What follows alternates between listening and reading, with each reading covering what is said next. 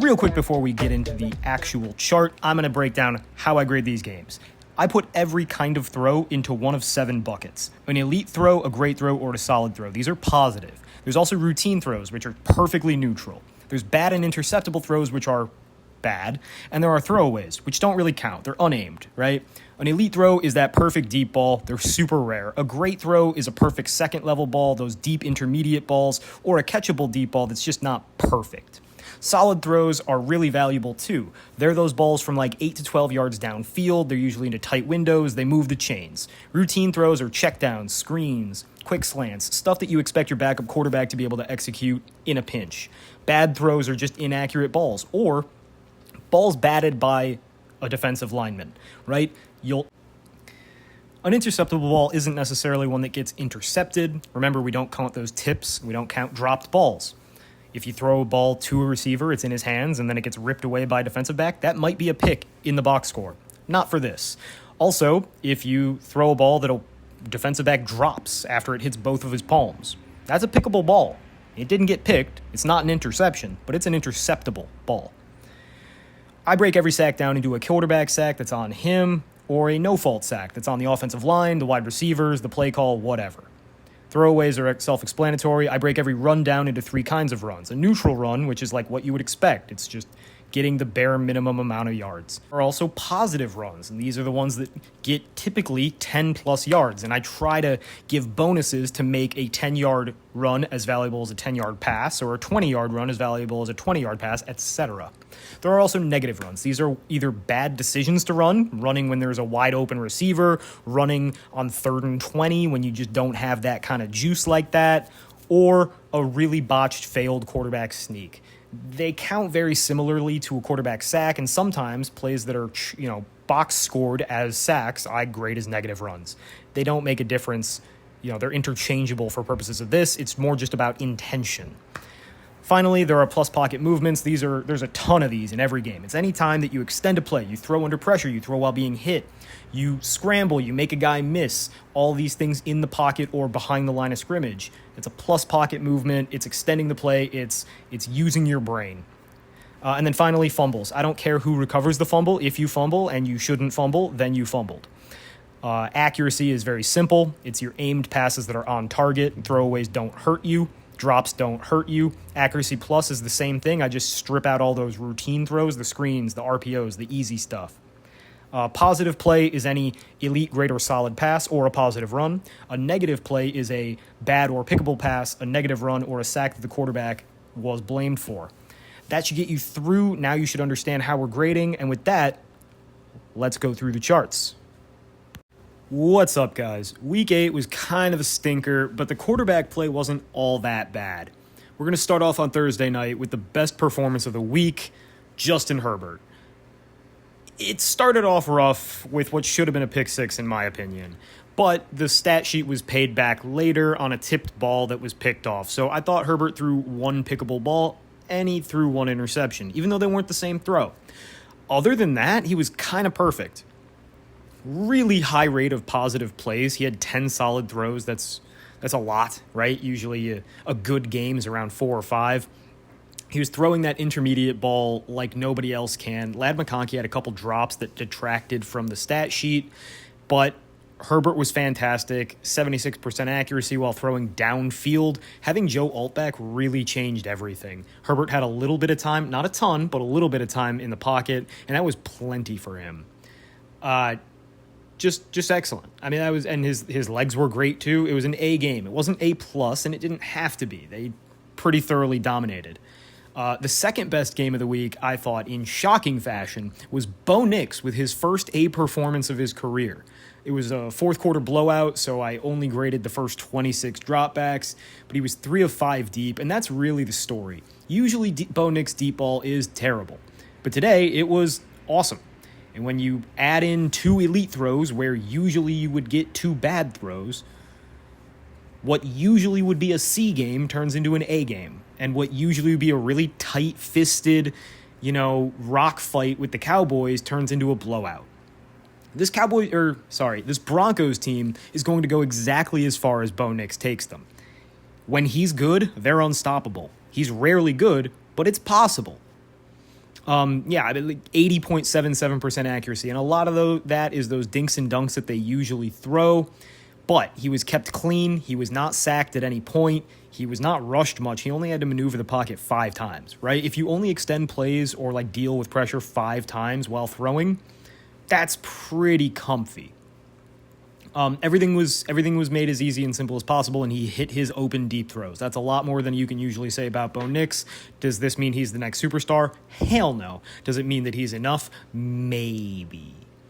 Next up is Drake Maye. Drake Maye had a pretty mediocre game by his standards. It was still a B, and it might even be a B+. It's right on that cusp.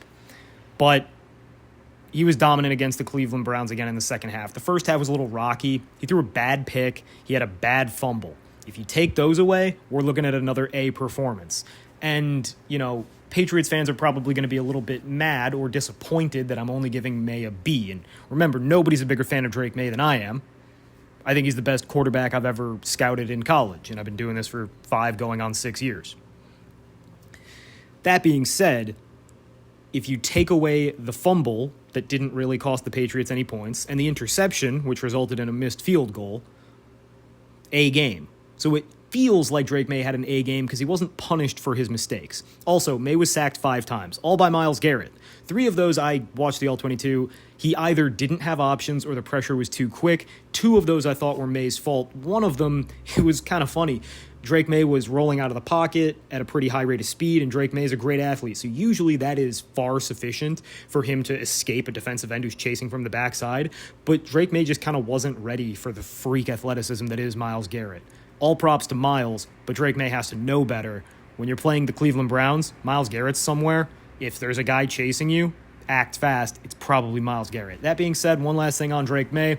4 of 5 from deep in this game. That brings the current MVP frontrunner for my money to 82.4% accuracy on deep balls. He's thrown 17, 14 of them were catchable. If that doesn't match up with what you see on some other stat, I only count deep balls on typically 25 yards or further throws. I also count balls on penalty plays. So like if there's a defensive pass interference, it's an accurate catchable ball and it doesn't go on the stat sheet because the defensive pass interference, makes the catch impossible. I count that as accurate. So 14 of 17 deep, that's absurd. That's unheard of. In the other, thousands of snaps, let's see. In the other roughly 6,000 snaps I've graded this year, average deep accuracy is about 40%. So 82.5 is kind of unheard of and like almost a glitch in the matrix. That's why Drake Maye is the best quarterback in football. Moving on to one of my other draft darlings, Tyler Shough made his NFL debut today. He did not start, but he came in the 4th quarter, maybe late in the 3rd quarter. I don't recall. It doesn't matter. A lot of it was garbage time, so take this grade with a grain of salt. I'm not even sure I'll include it in his season-long composite because it just wasn't that indicative, but I thought it was really encouraging. He had 4 deep balls, 2 of which were catchable, 1 of which was picture perfect. It just, the receiver couldn't keep his feet in bounds. He had a great ball down the sideline. He had 6 solid balls. He was inaccurate on 6 passes. 80% accuracy when you're throwing downfield and trying to pull your team back into the game is pretty damn good. He had an interception that absolutely was not his fault. It was a routine throw in both of Chris Olave's hands, and as Chris Olave turned to run, Antoine Winfield kind of ripped the ball out of his hands. It's an interception because the ball never touched the ground and the catch hadn't necessarily been established, but it was more of a fumble than an interception. I don't care what the box score says. Fight me. Next up, Jordan Love had a B game. It was fine. It was a lot of routine passes, 24 routine passes to be exact. Matt LaFleur can cook it up with the best of them. So while Jordan Love was accurate on 88% of his passes, only 6 of his completions were relatively impressive. He was 1 of 3 on deep balls, and the one accurate deep ball he did throw was versus a busted coverage. It wasn't a perfectly placed dime, so no elite throws. Also wasn't pressured very much, only 6 plus pocket movements. He threw the ball away 3 times. 2 of those I thought were kind of, shall we say, conservative, but nonetheless, he avoided mistakes, and he executed a couple of relatively difficult passes. That's all you got to do when you're dominating on defense like the Packers often do these days. Baker Mayfield continues his somewhat slide from MVP frontrunner. Through the first 6 weeks, Baker Mayfield was one of the greatest quarterbacks we've ever seen play this game, and in the last 2 weeks, he's been mid. In this game, I gave him a B. Again, the game didn't call for a lot. The Buccaneers were dominating without his help. In only 23 dropbacks, he was accurate as all hell, almost 83% completion percentage. And he avoided mistakes, but he did have another fumble. That's not good. He took 2 sacks that I don't think he should have. He certainly doesn't trust his offensive line. He certainly doesn't trust Emeka Egbuka the way he used to. And he's starting to trust Tez Johnson, but it's not all the way there yet. These Bucs really need the upcoming bye in Week 9 because there's just not a lot of healthy bodies and not a lot of cohesion going on their offense right now. Their offensive line is putrid. They cannot pass block at all. And frankly, they can't really run the ball either. I have a lot of concerns about the Bucs from an offensive coordinator standpoint, from a personnel standpoint, and if they don't get their right tackle back soon, they might be a little bit, tiny bit, kind of fucked. But for the time being, the Bucs are on easy street. Even if they lose all 3 of their, tough games ahead, they're still in pretty good position to make the playoffs. No reason to panic just yet. But Baker's MVP case has taken a bit of a hit, in my estimation. The final decent game of the week is C.J. Stroud. He played the 49ers, and he was kept remarkably clean. They also spammed quick, easy, short passes. C.J. Stroud was accurate on 80% of his passes, but again, similar to Jordan Love, 21 of those passes were quick throws within 5 yards, like just easy screens, slants, no thinking, no protection necessary, no play extension, just easy. The 49ers defensive line is completely decimated. They got no pass rush whatsoever. Their secondary looks a little bit rough, and you can just exploit their linebackers at this point with RPOs and slants. C.J. Stroud did have one lovely deep ball I gave him an elite pass for, but the other 2 deep attempts were inaccurate. Overall, I thought he was fine, but if this is what your quarterback looks like when he's kept immaculately clean, your quarterback might not be all that in a bag of chips. I think that this year is really going to prove exactly what C.J. Stroud is, which is a funky, zapped-up, fun version of Jared Goff. Mid. Speaking of mid, Mac Jones and Carson Wentz were utterly mid. Mac Jones threw a pick, but he also had a really nice deep bomb that was dropped, and Mac Jones had a lot of inaccuracies, but he also had a couple nice downfield throws, took a bad sack, made a nice run. Everything he did bad, he counteracted with something good, but a couple of bad drops on what would have been game-breaking plays cost the 49ers offense. Mac Jones was also 1 of 3 on deep balls. His accurate one just wasn't caught. Otherwise, we might be looking at a very different game. I'm not talking about Carson Wentz because I don't think we see him again this year. Time for Caleb Williams. If I have time, I would love to do a video on Caleb Williams this week because it's apparent to me that he's just a bust. This is one of his better games of the year, and that's disgusting because he is, in large part, the reason that the Bears lost to a Snoop Huntley-led Ravens team. The Ravens were not getting a great pass rush consistently. The Ravens busted several coverages in zone. There were ample opportunities available to Caleb Williams to throw really easy passes and lead long, even touchdown drives. But mistakes in the red zone, a pick six essentially a pick six, right? A pick in his own red zone for no reason at all. They really cost the Bears, right? Like on both of the Bears' 2 opening drives, they settled for field goals when there were legitimate opportunities to score touchdowns if Caleb simply executes plays better. On the pick near his own end zone, Caleb Williams had his running back wide open right in his line of vision for a first down, and instead he tried to force the ball into double coverage with an inaccurate throw to boot. Just a recipe for utter and complete disaster with no hope of success. Speaking of utter and complete disaster with no hope of success, I think it's about time to start Tyson Bagent. I don't think that Caleb Williams is hopeless, but I think that this Bears team is far too good to mess around with his bullshit. If you can get a top 3 round pick for him, I move the guy. I just don't think he has it mentally, and his accuracy certainly doesn't leave me, hoping he can put it together. right? The mental side of the game is really tough to fix for a quarterback. They either have it or they don't, and Caleb clearly doesn't have it.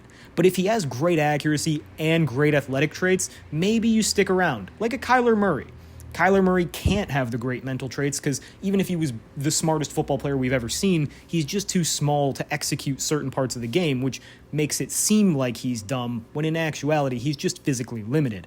Caleb Williams has those problems without the height issue, right? He's not seeing things, he's not executing, he's not setting his first reads properly consistently enough. I mean, most of the time, but not always.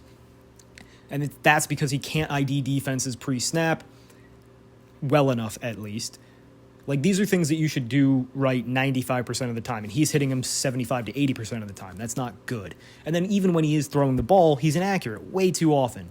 It's just, we're 25 games into this guy's career, and he has one good game to speak of. A lot of D's and F's littering that fucking chart. I'm ready. Ben Johnson seems ready. Ben Johnson was reportedly sick of Caleb Williams back in July. I think it's time to move on. The Bears probably won't move on until the end of this season, but they should. Dak Prescott had a stinker. It happens. He wasn't very accurate today. In fact, he was very inaccurate, 56% accuracy and a pick. That's not going to cut it. The Broncos' defense is awesome. Their pass rush is fierce, but Dak needs to play a lot better. Aaron Rodgers spammed the easy throws, and every time he tried to throw downfield, he threw it a little bit late or into a little bit too much coverage. He's a little bit too arrogant with his arm, and it's not that his arm has fallen off. His arm is still really good. It's just not as world-breaking as it maybe once was, and even still, if he had an amazing arm, I don't think that would be sufficient to get away with the kinds of mental errors he's making. I know it's weird to think of a 40-year-old quarterback struggling with the speed of the game and mental acuity, but you got to remember that this guy's constantly tripping. Maybe, just maybe, all the hallucinogenic drugs have taken, 5% off his synapses, and that's enough to make you go from being a good NFL mind to a bad one. Finally, the two absolute failures, Spencer Rattler. Spencer Rattler looked like he was just on the brink of being a good starting quarterback for 6 weeks, and in week 6 actually played excellent ball. Since then, in this game, I don't think he necessarily played terrible enough to be benched, but in consideration of the Bears game last week when he threw 5 pickable balls, it's time. Especially because the backup for the Saints isn't some slacker. It's the guy we already talked about as having one of the best weeks of all the quarterbacks, Tyler Shough. Tyler Shough is going to be a star. Book it. I mean, maybe not a superstar, but he will be a good top 10 starting quarterback. Spencer Rattler could be a starting quarterback, but he certainly won't be reaching that level. On the day, his accuracy was actually good, and most of his passing was not the problem. The real problem was the mental side. He took another bad sack, he fumbled again, and he threw a pickable ball. Now, not the pick 6 that he actually threw. I graded that as a bad throw. A leaping tipped ball interception in which he trucks the quarterback thereafter is not really the quarterback's fault. It's a bad throw because you got the ball tipped and batted, but it shouldn't be picked. That being said, Spencer Rattler promptly went and threw another pickable ball. So, ball don't lie. Spencer Rattler, I gave an F+. You could have given him a D-, but I think that the Saints were well within their rights to be sitting him down and giving Tyler Shough a chance to shine, because I think Tyler Shough will shine. And I'm really glad that Shough is getting a chance to play before the Saints trade away both of their receivers or any more injuries occur on their offensive line. Finally, Dillon Gabriel. Dillon Gabriel looks hopeless. I never thought Dillon Gabriel would be good, but I thought he would be smart and just competent enough to execute what is a very easy, very gimmicky, very schemed-up offense. It seems like I was wrong, because Dillon Gabriel's throwing picks on easy plays that are not very far downfield. His accuracy is okay at best. He does not look as athletic as I thought he would coming out of Oregon. And it's not like the offense is doing him a ton of favors. The offensive line is mediocre, and the receivers are... This is a bit of a lost season for the Browns, and frankly, I wouldn't blame them for putting Shedeur in. I don't think Shedeur would be an upgrade. I think Shedeur would be a downgrade. But it also doesn't matter because this team is looking at Fernando Mendoza or Ty Simpson. They should certainly be drafting a quarterback next year. Dylan Gabriel was never the answer. He was a lottery ticket in the 3rd or 4th round, I don't recall. It doesn't matter. The Browns are screwed. And I don't want to hear it from Myles Garrett because while I love him, buddy, you signed that big deal this offseason. You could have waited for more money somewhere else. You chose this life. Now you live it. Go cry in your Bugatti. Like, take the money and run, buddy. I would do the same thing if I were in your position. But then you don't get to complain about the quarterback. That's all I got for you guys today. I'm done grinding film, but I may make some videos, so stay tuned. Hasta.